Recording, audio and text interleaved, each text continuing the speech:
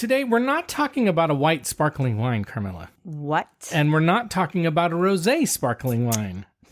We are talking about a true red wine that is magically transfigured into a sparkling wine. Wow, it's a sparkling wine all dressed up for the holidays. That's right. It could be the perfect wine for your holiday celebration. Let's find out. Okay.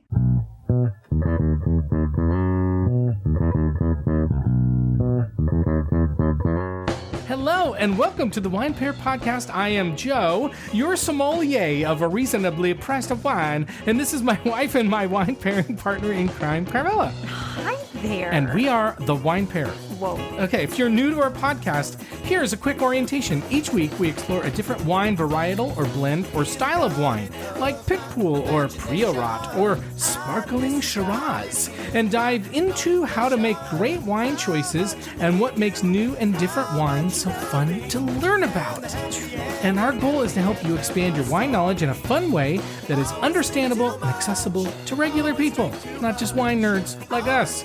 And so we also taste and review 2 to 3 wines under $20 each, and we share our scores and recommendations with you to help you find great wines without breaking the bank. Nice. So thank you so much for joining us, and we're proud to say that Decanter Magazine calls us fun, irreverent, Chatty. and entertaining.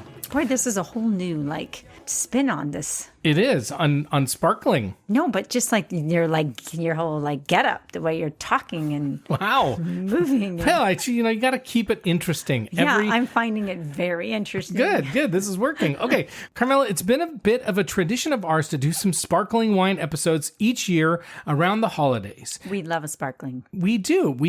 And exactly for that reason, we love sparkling wine. And although we think sparkling wine is a perfect drink for every day of the week, True that. we know there is a special affinity for sparkling wine during the holidays because it's fun. Festive. That's exactly what I wrote. And usually pretty damn delicious. We think so. We do think so. So we've done several episodes on sparkling wines in our podcast. Last holiday, we did one on brut Prosecco. And yes, specifically brut, because we find that a lot of Prosecco, while delicious, is often on the sweeter side. So if it says dry or extra dry on it, it's actually on the sweeter side because it's not brut. And so we often mention that. It's confusing. I get confused still seeing dry on a sparkling wine and thinking it's dry, but it's not. You want to look for brut. And for Prosecco, finding brut takes a little bit of effort. And we think it's a little bit better. And worth it. We've also done episodes on sparkling rosé for the holidays, as well as Cremant, which is a French sparkling wine made in exactly the same way as champagne, but it's not from the Champagne region, and it's awesome, and it's sometimes a fraction of the cost of champagne. So you can check out those episodes from previous years. You can always go to our website and hit the search button, and man, you can search for stuff there. Wow. Exciting. We got it all. I got it all figured out. Show notes. That's right. Searches. Right. Gosh, every I'm going to go visit that website. For the first time, it would be nice for you to visit. She's never been. Okay, No, and then she's been once. And then every year around the 4th of July, we do episodes specifically on sparkling wines from the United States, and we call those episodes Great American Sparklers. Mm-hmm. You get it? I love it. Sparklers. Yeah, you're so Do I have to clever. spell it out? Okay, No. And by the way, there are a lot of really good sparkling wines being made in the United States, even in places like New Mexico. We kid you not. Wow. Okay. And the other thing we will say, and we say this all the time, although we haven't said it for a while, is that you should not call sparkling wine champagne unless it is sparkling wine that's actually from the Champagne region of France.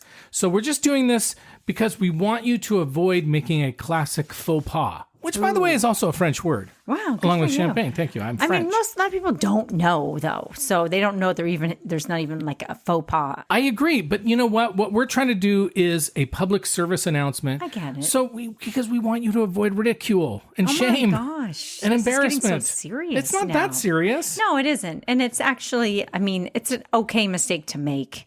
And you don't have to, you can correct somebody or not. Yeah. And you can be nice about it. Oh, Yeah. do you mean champagne or is it Prosecco? Right. You can say that They're in a nice nice way. Yeah. It's interesting how Better, they're but different. actually different. Yeah, And I can exactly. explain. But this year we wanted to do something different, speaking of different, and I thought it would be fun to do an episode on Sparkling Shiraz. And in case you're wondering, it is exactly what it sounds like, even though it sounds crazy. It's a sparkling red wine. It's not a rosé wine. It's a red wine that is made into a sparkling wine, and we'll talk about why not? Wine not. Wine not. And we'll talk a little bit later about how exactly they do it, because it's a laborious process. Oh. Now, it may be surprising to find out that there are sparkling red wines because they're not super common. No. I mean, I haven't seen very many of them. No, I mean, some people may be familiar with the Italian sparkling wine Lambrusco, but that's just actually one of many types of sparkling red wines. Sparkling red wines It's kind of sweet, too. well, that's what I was going to say. Sparkling red wines like Lambrusco can be sweet or brut, but I think sometimes because of that, sparkling red wines, if you're familiar with them at all, can have that reputation of being sweet. Kind of sweet. That's sweet. They get a bad rap then, maybe. They get a bad rap. People. Yeah, exactly. In this episode, we're going to focus a little bit more on the brut, though, because we think that those are a little bit different, kind of fun, and they're good with like your dinner. So that's why we want to talk about it. They're not like a desserty wine. No, I mean, they can be, I suppose, but no, not specifically. Okay. We're having a really hard time, ladies and gentlemen. I've been editing technical- like crazy. Okay. difficulties. I'm off my game, but I'm coming back. So, believe it or not, it's much harder to make a sparkling red wine than a still red wine. And usually the good ones are carefully crafted, and so they work extra hard at them. And it's not the plonk that some of you may be thinking of when you think about a sweet sparkling red wine. The plonk? Yeah, as a former English teacher and a word nerd, I like to say that, word nerd. If you want to impress your friends with your wine knowledge, first of all, tell them that all sparkling wine is not champagne. But the other one is use the term plonk when somebody's serving a bad wine. You can like proudly call out, "Who served this plonk?" And everybody. That's just not even a pretty word, though. Like, it doesn't sound like it's a one syllable, like plonk. Yeah. It's what? kind of, and people will go, "What like are you a talking about?" And game, you'll like say, plink. "Oh, Is there a game called Plink Plonk or something? this is where my life goes. It just goes down this path. I don't even know what we're talking about anymore." Okay, back to the plonk. Okay, back. So you No, served- this is not plonk. Right. Well, you said who served this plonk wine? Yeah, and then Okay. you can look down your nose at them, which is something my mom used to say. Look down your nose at them. Oh, like you're scolding them? Or you're looking disgusted? down on them. Exactly. But we don't have to do that. Okay, let's get back to the sparkling What Shiraz. does plonk mean? Like, what is the actual definition of plonk? It is a term from Great Britain, and it means low quality wine. Oh, so it's really has. I mean, it's about wine. Yeah, it has it to is. do with When- wine. yes, you can't say, "Ooh, this is a plonk show." I would hope not. I hope they wouldn't call it plonk. I was enjoying on this show. But we may have started our own new cool word. Like, remember they used to say fat when we were kids with the PH, and that was actually cool, or bad, which was good. Now we can say plonk. Plonk as being good. This show is plonk. And people go, whatever. Okay, can we get back to Sparkling Shiraz? We can't. Okay, so we actually served a Sparkling Syrah from Treveri Cellars this Thanksgiving at your parents' house, Carmela. Hooray, hurrah, Syrah. Yeah, and it was a total hit. And another reminder, another public service announcement, Syrah and Shiraz are the same thing. Right. In case you're confused, they are the same grape. They're the same wine. It's just the Australians same call episode. We're not like getting episodes mixed No, we're up. not getting mixed up. We may be getting you mixed up, but we're not mixed up. Right. The Australians call the wine Shiraz, and actually we'll talk about some of that in a little bit as well.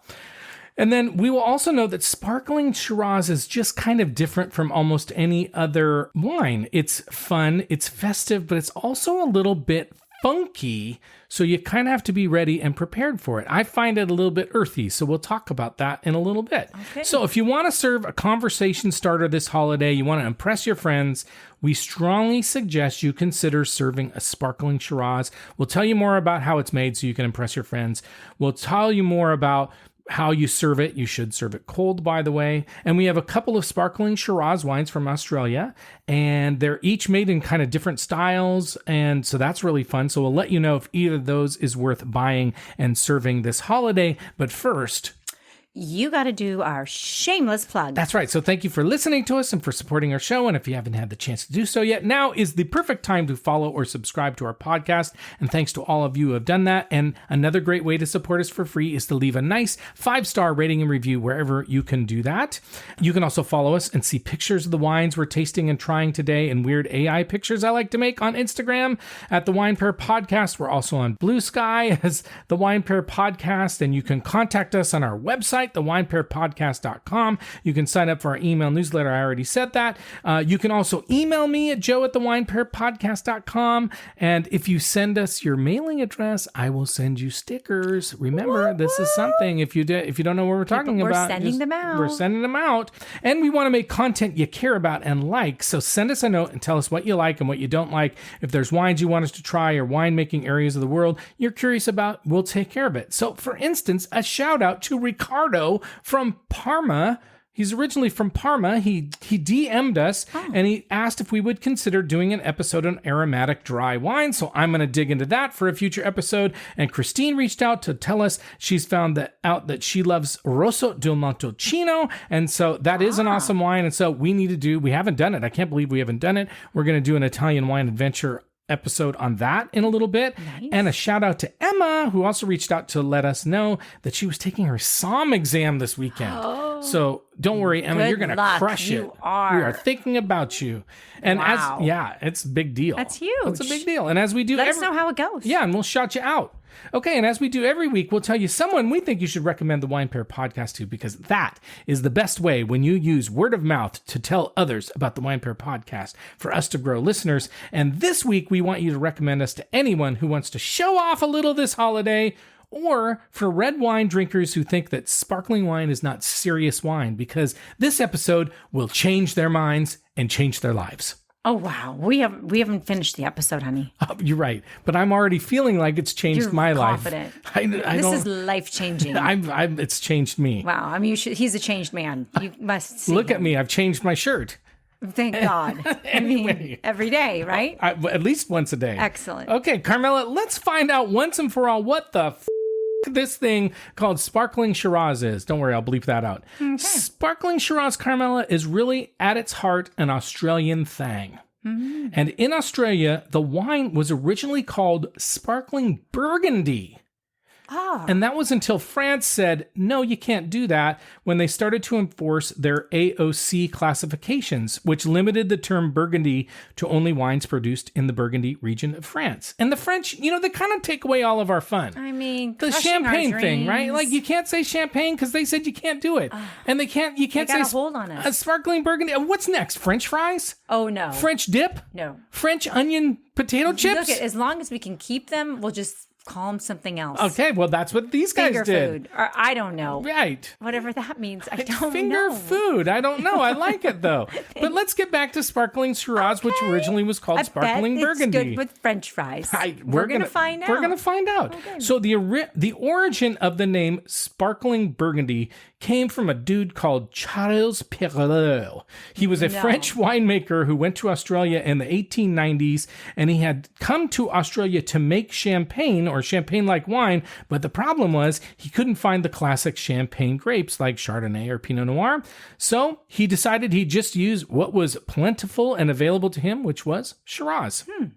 Now, this is interesting. At the time, the term Burgundy was widely used in Australia and other parts of the New World to refer basically to any red wine. So they would just call it Burgundy. And so because it was a red sparkling wine, he just called it Sparkling Burgundy. He wasn't fooled. He wasn't confused that it was like sparkling Pinot Noir. It's just that Burgundy was kind of a term used for red wine. So he called it Sparkling Burgundy. And that's the name that was used for several decades. But once the French said, no, you cannot do this, they changed the term or the name. Were you practicing that? I did. That was pretty good, You've been going over that. They said, well, we better change the name to Sparkling Shiraz. How was that? Was that any good?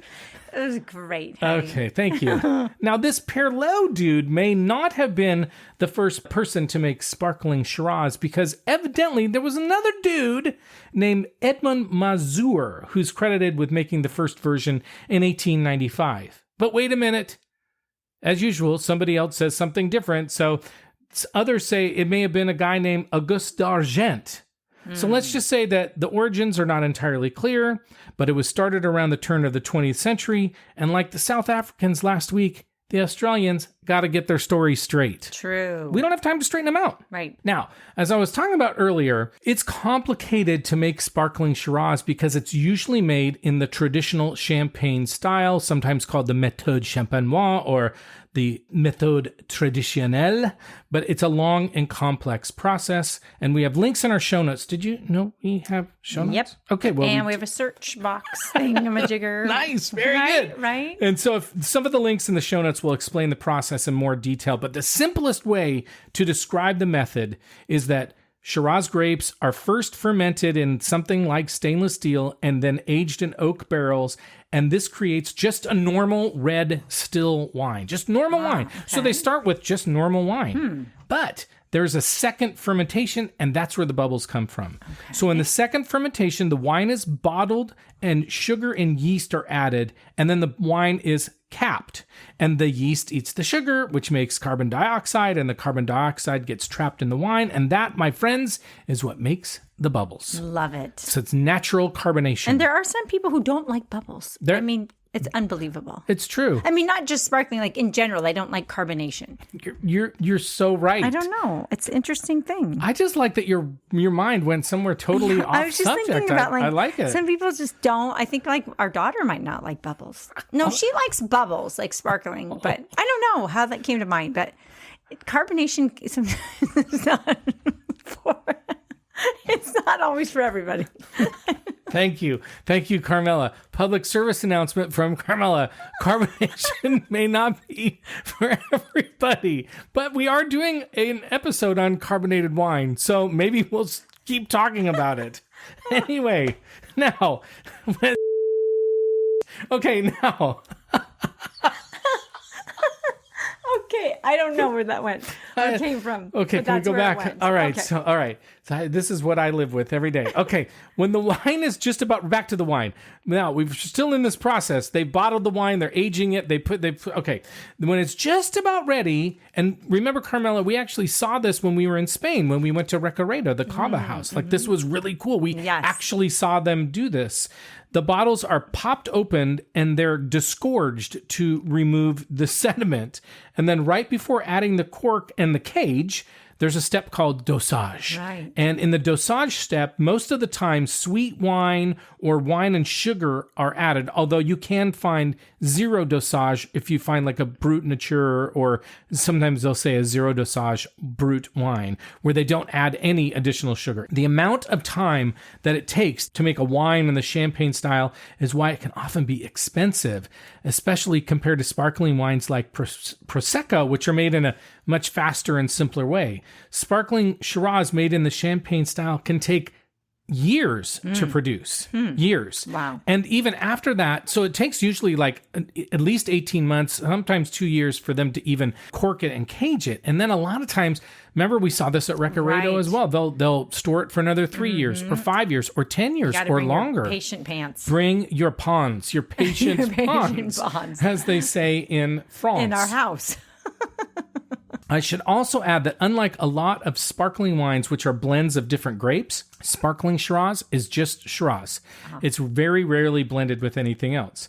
Now, when you think about drinking a brut Sparkling Shiraz, you can pair it with foods that you would pair with a red wine like a Syrah or Shiraz. You can do the exact same thing, which is kind of fun because you don't often think about serving sparkling wine with things like steak or ribs or pork or lamb. It can also go great with turkey like we served it in Thanksgiving.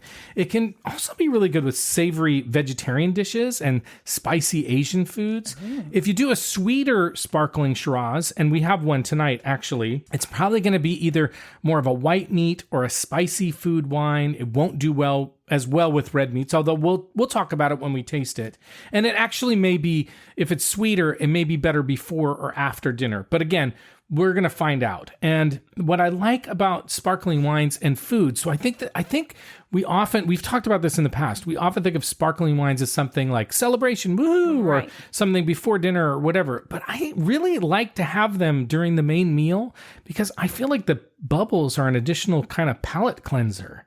Like yeah. it's a really nice, I think, feature of the wine that the bubbles happen and kind of cleans out your mouth a little Like bit. soda pop. And Carmela, some people don't like bubbles. Yeah, it's not for everybody. The people that don't like carbonation. Right. Okay, good. Now that we've established like that. We do like it, but okay. Yeah. Glad you know. Now, like all sparkling wines, and actually I had to look this up initially when we served it at Thanksgiving because I wasn't 100% sure, but it's best if a sparkling Shiraz is served cold.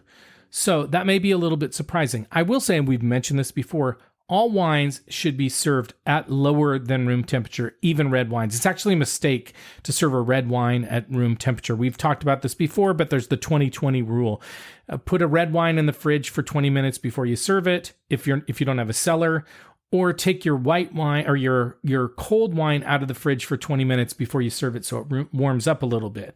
But I would say, a sparkling Shiraz should be served like you would serve any other sparkling wine, very cold. It's very good that way. I don't think carbonation in general Are we is back on good carbonation? Warm. I actually agree with you. I don't know when you have a carbonated beverage warm. Yeah. I don't know. Maybe there is. I'm sure. No, I mean, there you is, don't want like a warm beer. You don't want a warm soda pop. Yeah. I mean, some people like a room temperature beer. Aren't like Guinness? Yeah, no, you're right. No, sometimes like some of the British beers will be served at a kind of room temperature. Yeah. But I actually don't like it that much that way. Okay. But again, I think these sparkling Shirazes are kind of fun. They're kind of funky. So on that note, I think it's time to learn a little bit more about the specific wines that we're going to drink today. Okay. So as usual, Carmela, the wines we have chosen for this episode are under $20 each, and they should be relatively easy to find because I bought them both at wine.com. Now, I will say that starting in 2025, which is just a few weeks away, we are kind of seriously contemplating upping the price cap or the ceiling from $20 to $25. And one of our followers on Blue Sky, Dr. Brut Lesnick, is a big advocate of that. And he's a doctor, so, you kind of got to listen to your doctor if your doctor tells you to do that. Anyway, upping the price ceiling, I think it'll give us a few more options.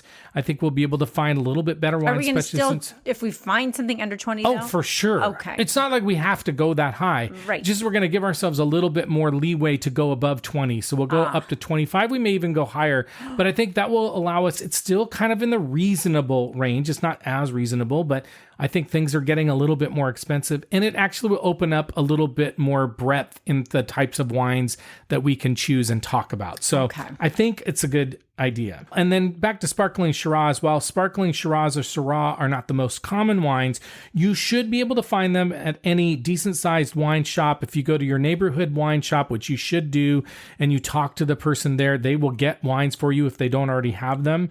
But you're probably not going to find it at your neighborhood 7-Eleven. Okay? Just keep that in mind. Yeah, heads up. Okay. The first wine that we're going to drink is called Paringa Sparkling Shiraz, and it's from 2022. And I will say that I found a text sheet for this wine, and there's a few things I'm worried you're going to call me a liar a little bit. No. Here's the first reason why.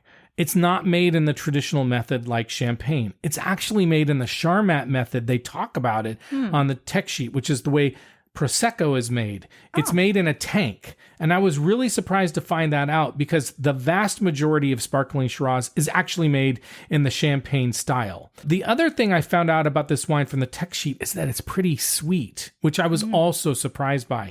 So the residual sugar is 32 grams, which is pretty high. So that's actually kind of on the edge between a dry or a demi-sec. So again, remember that when we talk about dry and sparkling wine, we're talking about sweet. Right. So a dry or a demi-sec is a sweet wine. So it's kind of on the verge of being kind of even like medium sweet, which is quite a bit. So this could be really interesting. It's kind of not our style anymore. We used to love sweet sparkling wines. We kind of have shied away from them and more towards brut. And it's going to be different than the other wine that we're drinking. So I think this will be a good comparison. What do we like better? How do we think it's going to go with food? I mean, I think sometimes we talk about when wines are, you talk about this a lot. When wines are too sweet, you kind of become tired of them. Yeah. So we'll see. It's hard to really, and again, with food, I think typically we're not interested in having something too sweet. Not with a main meal. No. Yeah, if we were having dessert or chocolate cake or something. Like Sure. Carmela's baby cakes, like a chocolate baby cake or a baby bite. Ooh, that'd be good with a little sweet really sparkling nice. wine. Yeah. Now, there's quite a bit of information on the tech sheet related to the Hickenbotham family. And they make the wine. That's why the Hickenbotham family is on there. Okay. According to the tech sheet, they've been making wine in Australia since 1936. And the grandson of the original founder and the great-grandson run the winery in Southern Australia today. So this is a really family winery. I love it. That's kind of fun. Mm-hmm. I couldn't find any ratings for this wine except for on a website called Ken's Wine Guide. And Ken gave it an 87. So there you go. Good job, Ken. Yeah, way to go, Ken. Woo. Okay, so the second wine we're going to drink is called the Chook Sparkling Shiraz. And it is, as most sparkling wines are, non-vintage, meaning that it's not attributed to a specific year because like a lot of sparkling wine, especially in the dosage process, they'll actually combine it with wines from different vintages. It's not an uncommon thing to see. I will say that listener Christine said we should review this wine. And the good news is that I had already purchased it. So Christine, amazing. There you go. Boy, okay. Oh boy. And this she is have the script. She did. She kind of had the script. I think so. Mm-hmm. Nice job. Thanks. Thanks, Christine. So this is a fairly easy wine to find at larger shops. I think you can find it not just online. I think you'll be able to find this in a lot of places. And definitely, I think your neighborhood wine shop will be able to find this wine for you. And it has a review from Suck-Ass James Suckling. Ooh, God. You won't believe it. That was aggressive, But Joe. you won't believe it. He gave it a 90. Oh. Well, at least he's consistent. So we've said this before. I keep saying we said this before, but we have said this before. If you see a label on a wine that says James Suckling gave it a 90, just ignore it because he gives everything a 90. True. Anyway, the Chook has a big rooster on its cover. I can't wait for you to see it. Cover or label, as they call it in wine lingo. Now, Chook is a slang term for chicken in Australia. Ah. So there you go. That's why it has a chicken on it. Okay, that makes perfect sense. Perfect sense. The wine comes from McLaren Vale in Southern Australia. It's made in the traditional champagne style. It's a blend of wines between 3 and 5 years old, and so they do that for consistency.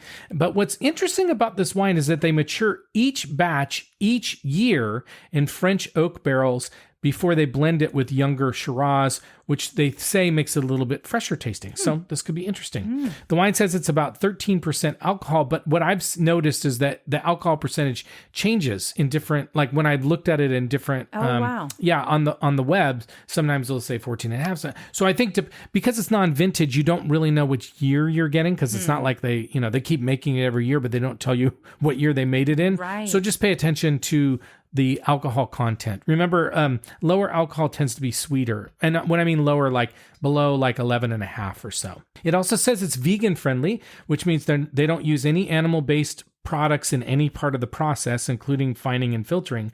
And they also label it as women in wine, which is kind of cool. So the winemaker is a woman named Alexia Roberts, and she's been making wines for more than 20 years, and she advocates for women in the wine industry, especially in Australia. So that's pretty cool. Nice. Yeah. And on a side note, we do periodically interview winemakers. I just did one a few weeks ago. We do a lot of women winemakers, so check out those episodes if you want to learn more. We are very supportive of women in the wine industry because there aren't that many of them. But I think that's enough information. So let's get to drinking. We're going to take a quick break. And if you have these wines or a sparkling Shiraz or frankly any wine, just drink along with us. We'll send you stickers if you just send us your mailing address and you drink with us or not. That's fine. You don't have to actually drink. Right. So we're going to take a break and we'll be right back. Okay, we're back and we are ready to try our first wine. Although I will just say, okay, during the break, Carmela said we should talk a little bit more about the stickers. So here we go. First of all, we gave our good friends, Aaron and Todd, stickers. So Todd, because they sent us a picture. They sent us a picture. Them drinking. What were they drinking? Pick Pool. Oh, Pick Pool. Yeah, and they gave us a bottle of it. So we're like, we better, Wow. But Todd, we want to know which sticker you like best. Adrian already told us which sticker she likes best. So thank you, Adrian, for that. And so just a big shout out. And we appreciate all of our friends and listeners who support us. And if you send us a picture, Adrian said that she would post it on Instagram, which would be awesome. But if you send us a picture, we'll post it. So there you go. Nice. Okay, so the first wine that we're going to try is the Paringa Sparkling Shiraz. This is from Riverland, South Australia, in Australia. It's a 2022. It was $16.99 at wine.com. 14% alcohol. It is 100% Shiraz. And one thing I will say, we served it cold, and we're actually serving it in regular red wine glasses. I think you can do whatever you want with this wine. Some people would say serve it in a flute because you want to get all the flavors and smells and everything out of it like you would in a flute. But I also think it's kind of dramatic and fun to put in a red wine glass because it's a red wine. It's so dark. It's really dark. The bubbles, when you first pour it, have that pretty pink look. Yeah, it's really pretty. And they kind of form around the outside of the glass. Like it's like frothy around the outside of the glass. It's like a boa. It is like a feather boa. Yeah. Not a boa constrictor, but a feather boa. Yeah, it kind of looks festive with that little ring of pink around. It totally does. But it is a dark, it's a dark There's red no wine. seeing through this. No, it is all. opaque. Okay, what are you smelling? Well, I'm getting some plum. I'm also getting some too. like clove. Something Spicy, like cinnamony. spices, baking spices. Yeah. What are you getting? Yeah, definitely that. I'm getting like black cherry. I think I'm getting some black cherry on it. Yeah. I'm also getting kind of like a craisin. I don't know, kind of a cranberry or dried cranberry. Yeah, it's rich. I'm getting a little bit of smoke on it. I think I'm getting a little bit of like cedar or smoke. Yeah. Well, let's taste it and see what we think. Okay. Ooh. Wow. It's different. It's good. It's pretty good. It's sweet. It's sweet, yeah. You can I tell wonder it's sweet. how long I would be able to drink this. This is much sweeter than we usually drink wine. It's super nice. I will say right off the bat, I know we're not there yet. It tastes to me like it's more desserty, like with a chocolate cake, like a chocolate torte. For sure. It would be really good. It would really complement it. Like it would Really have a good. nice little relationship. No, it would be like stunning. Really, yeah, it's tasty. Okay, so let's talk about the taste. I can taste like that. It's tannic. Like it's interesting. A lot of times in a sparkling wine, you don't get the tannins. You get tannins in this wine. Yeah, it's very juicy too. Like it's almost like Juicy. grape juice. Juicy is a great way to describe it, and does. It's. Our kids always, are like, oh, it tastes Little like kids grapes. always say. When you first drink it, you're like, oh, it's like grape. But this kind of has a juicy, It does. jammy taste. It definitely does. Like it does taste a little bit like grape juice. I will say, I'm getting a lot of dark cherry, like black cherry on it. That's I've talked about that. I can't believe how much I'm saying I've talked about this in the past, but my Aunt Anne would make cherry juice, in the Okanagan in British Columbia. They grow a lot of cherries, and she would make cherry juice, and it kind of tasted a little bit like this. I bet it was very good. It is. It was great. It was strong. It was also sweet like this. Yeah. Like you had to cut it with water. This might actually fool a young person. Like, you better keep this out of your children's reach. The only thing I'd say is on the end, there is bitterness. Like there is a little bit of grip on the end, almost like clay, a little bit of earthiness. Like there is some, and grippy tannins. I never really understood grippy tannins until I started tasting grippy tannins. And this one feels like it has some grip on it. Yeah. I think that would be the only turn off. Like for somebody, I like it, but I'm saying for somebody young, somebody who's having alcohol for the first time, that would be the only giveaway, though. It's like a fruit cooler, right? It actually does taste very, like you said, like juicy, like fruit juice. It does taste like a fruit juice, like I think you said it exactly right, like a grape, like a Concord grape juice almost. It's very nice, yeah, and I do think it has it has a place. Like, I think you're right with the dessert. Like, I don't know if I would have this with dinner. I don't think I would. So let's talk about the foods. Okay. I can see everything. Very dark, rich, like a dark chocolate. You want like a torte, or flourless chocolate cake. Ooh, yes. Those would be really nice. Or even just like a chocolate bar would be really nice. Or salted, a salted chocolate be so bar. good. Even salted. You could maybe even do like a salted caramel. So good. delicious. Now, this wine, to me, I do think you could have really salty or really spicy foods with this. I think if you had a super spicy food, you could have this with your meal. I do. I know it's not very common, but I think if you had something scorchingly hot, like really spicy, I think this would do well because that is actually a good combination sometimes. Yeah, and cold. Yeah, cold. The other thing I was going to say is I almost do taste a little like almost, I don't know if you're going to think I'm crazy, almost a little coffee in You're it. crazy. No, I but don't you think you're maybe crazy. taste a little coffee or even cocoa in it. Maybe. Yeah. Let me see. Let me try it. I think maybe I am. And maybe just like a skosh. There's something, again, like maybe it's the cocoa or coffee or cinnamon, something like that. Like it just something a little spicy. Yeah.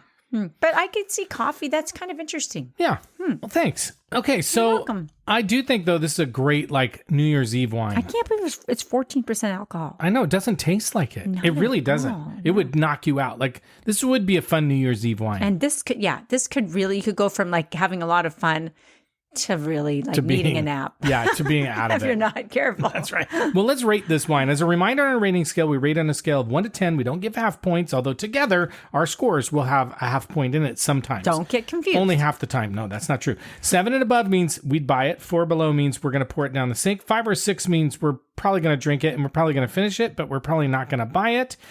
So what rating are you going to give this wine? Boy, I'm really torn. Like I'm definitely giving it an 8. Wow. Definitely. Wow. But I mean, I could go up to a 9 because of the time and place type of wine. You got to make this call, sister. Woo! Okay, I'm going to go with an 8 now. I'm going to Okay. maybe revisit it. What about you? I'm going to give it a 7. So I think it's a buy. It's a definite buy. It is not my style of wine. I do know that if I drank this for too long, my stomach would start to hurt. My throat would clog up because it's super sweet. But it's good. It's But tasty. you go when you drink it. Yeah, I wake up in the morning with a splitting headache, but I'd have a lot of fun before I got that headache. Ooh, yeah. So I'm giving it a definite 7. This is a great, I'm telling you, this is a fantastic celebration wine. No, I'm telling you. No, I'm telling you. But no, I agree. Celebrate. I mean, the if you were, Paringa. no, seriously, if you were having a party, would you not want to serve this wine? Oh, I think it would be so fun. It would be I mean, great. I'm not super impressed by the label. I didn't see it with the cage and everything on it because I think It's a little black. the cage. No, the whole thing is a little Yeah. Oh, dark. Yeah, I almost feel like it would be such a fun gift wine if it had a little bit of a better label. Like a little flowers. This is Come a on, people, note flower to it up. Paringa. It Note looks to super Paringa. serious. Yeah, it's just when sort you of- taste it's it, it's just not kind of that boring. serious. No, yeah, I agree. It's I mean, it's just fun. like I don't know what the. I don't know. I mean, it's like a landscape. Yeah. It's pretty, but I just think if they need to zhuzh it up a little bit. Zhuzh it up. Yeah. Zhuzh it up. And on that note, we're going to take a break and zhuzh ourselves up. Woo. Okay, we are back and we are ready to try our last wine. This is the Chook Sparkling Shiraz. It is from McLaren Vale in Australia. It's non-vintage. It was $19.99 at Just wine.com. barely made it. But next year it's right in the right in the wheelhouse. It's 13% alcohol. It's 100% Shiraz. And James Suckling Give it a 90. gave it a 90. No way. Yeah, we already talked about that. But I'm just like waiting for like some. Someday you're actually going to listen while we're doing the podcast. No, I do listen. I mean, I come in and out a little You're bit. right. You do. Okay. Again, super dramatic in the glass. This is one of the things that I just think is so fun about these wines is that they are not what you expect from a sparkling wine. So you pop that cork, you hear the pop, and then, you get this and it's so cool. It's dark. Not maybe, look, it may not be quite as dark, but these are. I don't think it is. These are dark. Like a. Dark wines. Yeah. Frothy. They're just They're dramatic. like maroon. The only thing I'll say is you do kind of have to peer down on like the fun thing about clear bubbling sparkling wines is that you see the bubbles. This one you kind of have to like look down and find the bubbles. But it's Look down your nose. look down your nose at it. Yeah. It's very, again, they're so dark. They're like a grape juice. They really are. They really Just are. dark. Okay, what are you smelling on this one? It's very similar to me than the last one. I think it has similarities. I think it's a little earthier. I'm getting plum. I'm getting cherry, but there was another smell I was getting. Hold on. Okay. There's a little almost menthol on this one. Oh. Like I'm almost getting a little minty? mint or menthol on it. Okay, let's see. Yeah, I don't know if it's quite as strong, too. Like it's a little more, it's like I can smell the carbonation. You know, the I bubbles. think that's true. But it's maybe it's even a little bit like salty or saline. You know, licoricey. I think Okay, salty or okay. licoricey is good. I like black licorice though. Yes, Like for sure. anise, you know, like anisette. Yeah, I can get behind that. Yeah, that's in there. You know what I'm not smelling as much is the like smokiness. No. But I don't really feel like it's quite as oaky smelling as last. Did you already drink it? Oh, she cheated. She really wanted to get into it. So I just- it let's was, drink like, it. No, let's natural. drink I it. was We're at gonna the drink point, it. We're it's gonna like- we're gonna drink it. Okay. Well, I can't take it back. No backseat. No, what did they say? No take backs. No take backs. This one's also kind of sweet. But This one has more of that earthiness and a little bit. It's like I like it. It's got some bite on it. Yeah, there's something a little bitter. Almost tastes a little bit like a aperitif or like a little bit like Campari or Aperol. A little bit, you know? Carmela, that is excellent. What? Campari. Why, do you think? Yeah, it kind of has a little bit Or of that. Aperol. It does almost have a little bit of orange, like orange taste to it. Right. And that like bitter rind to it. Yeah. But it's also got like cherry. I'm tasting cherry on it. It's not as sweet. It's not as sweet the as last lime, but it's got sweetness on Yeah, it. yeah. Let's not kid ourselves. No. But I like the orange rind. I think that is another definite, or like, you know what? This feels very fall to me. Okay. I don't know why. I could kind of, like something about orange rind, cinnamon sticks. I guess that's kind of holiday too. But like, yeah, it just has a bit of a fall taste for me. I'm definitely on the taste getting that mint or menthol. I really am. Like there's something about it that's herby or menthol-y. Maybe Sage. rosemary. Oh, a little bit of rosemary. Getting some rosemary Okay, on it. Yeah. It's got, that like that rosin kind of, on the rosemary. Right. Mm-hmm. That's a little earthy. Mm-hmm. Yeah. What would From you? fresh rosemary only.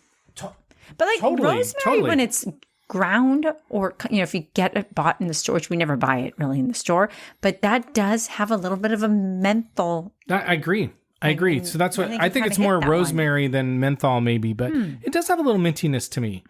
It's nice. I think it's really nice. What food would you pair with this? I could see, I feel like I would do more of like chicken, like a white meat dish, even why? Keep going. Oh, I'll tell you exactly what I'm thinking of.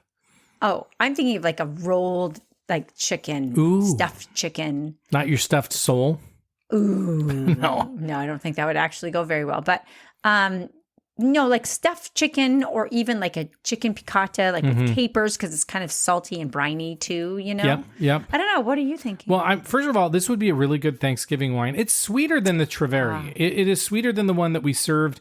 That one was more red wine-like to me. This one is a little bit like sweeter. It's got some more sweetness to it. Kind of more of a Prosecco. But this one, that sweetness would go so well with like orange chicken or a spicy like General Tso's, like spicy Chinese food would be so really good with it. Or spicy Thai food would be so good. Like this would be so good with spicy food or fried chicken. Like, that Korean fried chicken. Like so good But with something this. spicy, you're thinking. Spicy, Yeah. I think you need a little bit of spicy and a little bit of Cut fried. through the sweet. Yeah, and it would be so good. How about French fries? Totally. But I think if you had a spicy French fry, it would be really good. Oh, okay. Like, we had the spicy tots today from Taco Time. Like, that would be really good. Oh boy, now we're Giving away all the secrets. Okay. What rating are you going to give this wine? I'm going to give this wine, you know what? I'm going to keep them both at an 8. Okay. I'm going to give this one an 8 too. I would definitely buy this wine.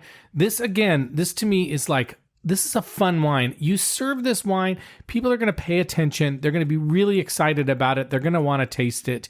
I think a red wine drinker will like it. I think any wine drinker will like it. It's just, don't you think it's just so dramatic in the glass? It is. I think, again, and this is, again, it's not about the wine, but I'm just not crazy about this label. The chook with the big chicken on it? I mean, again, like, I think these could really sell themselves to people who look at labels if they just had a more festive, fun, light looking label. So you're not down with the cock. I would be, whoa. Now again, giving away all the secrets. Again, well, that's what they call a male chicken, I know. They call it a cock. Yeah, I know. Cock of the walk. I'm not feeling the cock.